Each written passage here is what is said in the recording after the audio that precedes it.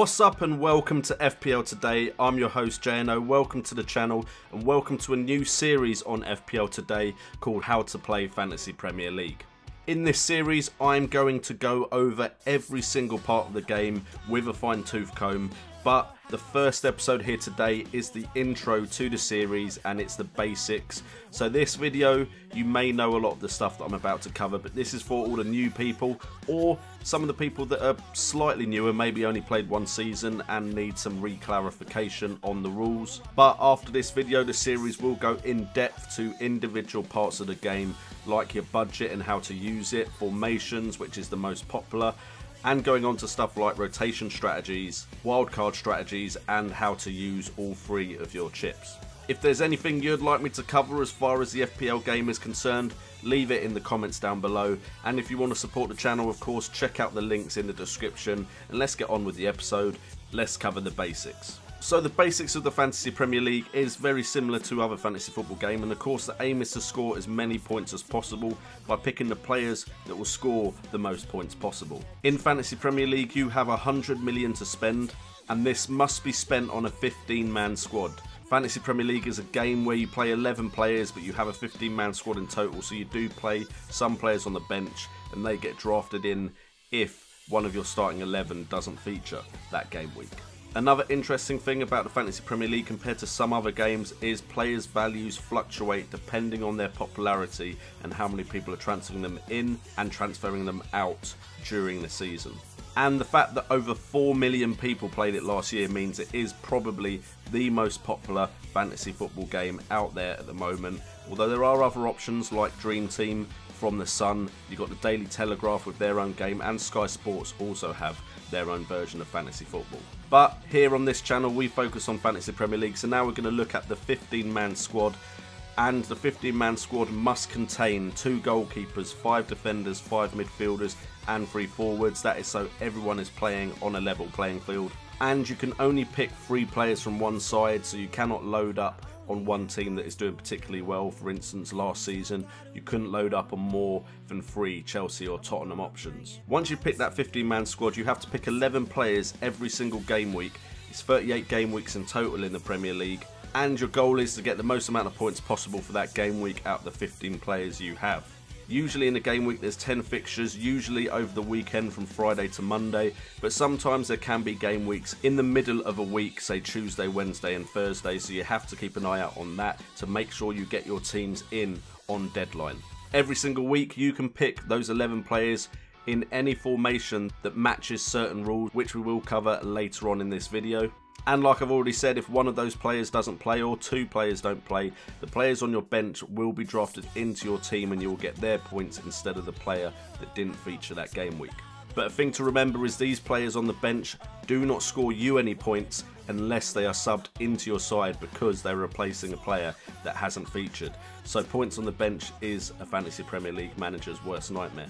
We quickly spoke about formations when we spoke about game weeks, and in a game week you can have any formation possible that as long as it features 1 goalkeeper, 3 defenders and 1 forward. So that opens up so many options like 4-5-1, 4-4-2, 3-4-3, 4-3-3, 3-5-2, so many different options which can have a massive effect on a game week if you pick the right formation. Most popular formation is the 3-4-3 of course, because it means you have as many attacking players as possible on the pitch that could get you a good game week score. Another feature of the Fantasy Premier League is you have the captain and vice-captain armband, which you can give to players who you think will do well in that game week.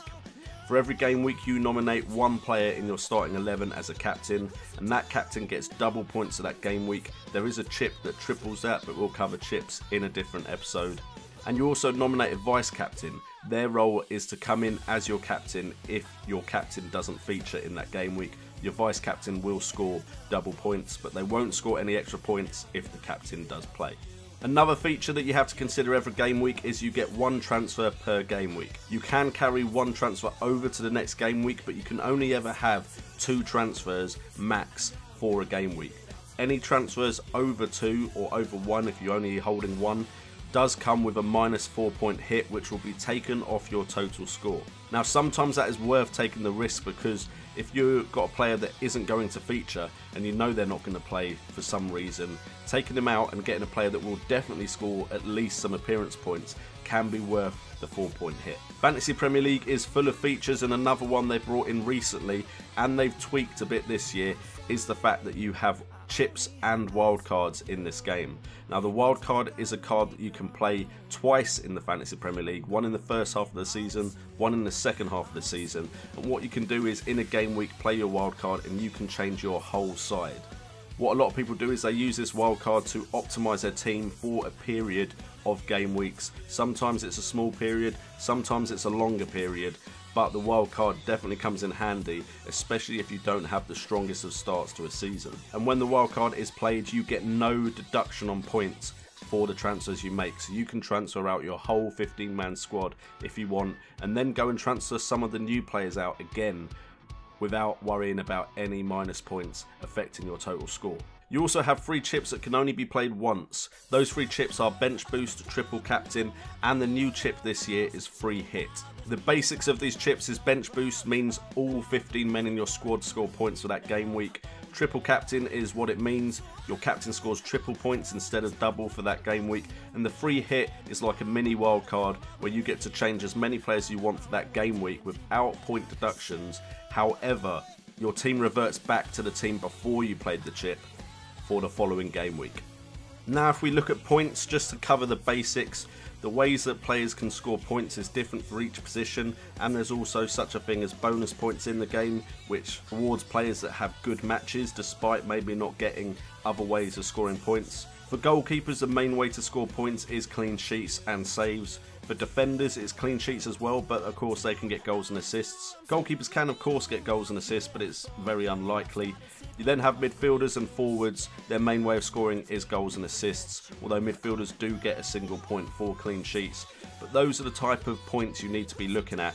So as far as defence and goalkeepers concerned, you're looking at clean sheets mainly, with goalkeepers also having save points. Whereas with forwards and midfielders, you want the attacking players because their way of scoring points is goals and assists. Also, if we have a look at bonus points, it's based off of a bonus point system which utilises Opta statistics to create a performance score for each individual player. The players with the top 3 BPSs get additional points for that game week. First place in that game gets 3 points, second gets 2 points, and third place gets 1 point. And then if 2 players get the same amount of points, they will get 3 points each if they're both first, and I believe they'll get 2 points each if they're both second, and then you'll miss out on the third spot. And then to wrap off this video, just basic strategies for you, although we will go into more depth about all of this during this series. But the basic strategy to score as many points as possible is focus on point scorers first of all. You want the players that are going to be scoring goals and assists and getting the clean sheets and save points. An example is last season Tom Heaton wasn't the most expensive player in goal, but he would have been the one that scored you the most points. So forget about which is the best sides. You don't need players from only the top sides. In fact, you want to balance your team better than that and have some players from smaller sides as well. So focus on who is getting points, and also focus on their value for money for the amount of points they're getting. If there's 2 players getting the same amount of points and one is 1 million cheaper, you can use that 1 million elsewhere to improve another player. Pick nailed on starters. You do not want anyone in your 15-man squad that isn't going to feature in a game week and potentially get you points. That even goes for your bench, because if for some reason a player of yours gets injured and doesn't play just before kickoff, the person on the bench is going to come on for them, and if they're not playing either, you're going to lose points to your competitors. In the same spirit of things, you want to avoid rotated teams, because if you go with a team that is heavily rotated, a bit like Manchester City last season, you may pick players that then don't play in certain game weeks, which will lose points for you in the long run and the short term, and will hurt your ranking. The thing that separates the good managers from the rest of the pack is finding the cheap players in a season that will score you points. Last season it was the likes of Sigurdsson and Joshua King. Gareth McCauley also coming in big with some big points at a cheap price. Season before, Leicester had loads of options that were getting loads of points that came in at a cheap price. And it's these players that can enable you to get those extra points on top of the teams that maybe don't have these people in their sides. And then finally, balance your team. It isn't all about getting in the big guns. If you get in 2 really good players but the rest of your team falters because of this and you can't afford a decent 11-man squad in total, you'll probably not get as many points as other players. Anyway guys, I hope this has wrapped up the Fantasy Premier League in a nice little bag for you and you fully understand the game, so we can move on and move forward with some more deeper involved strategies for each one of these topics and more. If you've enjoyed this video and it's helped you out, please hit that like button for me. Also subscribe if you want more help with the Fantasy Premier League. This is the start of a series that is part of my 30 days of FPL, which will go over every single aspect of the game I can think of. We also live stream on this channel about Fantasy Premier League, so you can get involved with a great community I have that all know what they're talking about as far as Fantasy Premier League. With all that being said, I've been JNO, this has been FPL Today, and remember, it's all about the game.